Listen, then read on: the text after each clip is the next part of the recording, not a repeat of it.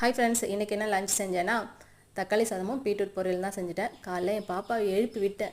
ஏன்னு கேட்டிங்கன்னா, இன்றைக்கி செகண்ட் டே, நான் எழுந்திருக்க மாட்டேன். 7 o'clock தான் எழுந்திருக்கேன். ரொம்ப கண்டிஷனோட சொல்லிட்டாங்க.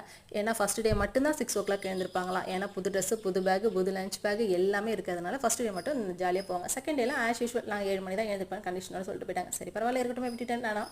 அதுக்குள்ளே லஞ்சை ப்ரிப்பேர் பண்ணிட்டேன். தக்காளி சாதம், அதிலே தக்காளி பெருசு பெருசாக போட்டு அந்த தோல்லாம் இருக்குன்னு சொல்லிட்டு சின்ன சின்னதாக கட் பண்ணி போட சொல்லுவாங்க எங்கள் பாப்பா. அதனால் சின்ன சின்னதாக போட்டு இப்படியோ பீட்ரூட் பொரியல் நிறைய பிடிக்கும் பாப்பாவுக்கு. அதனால் கொஞ்சம் எக்ஸ்ட்ராவே எனக்கு இருக்க கொஞ்சமாக வச்சுட்டு பாப்பாவுக்கு நிறையா வச்சு கொடுத்துட்டேன்.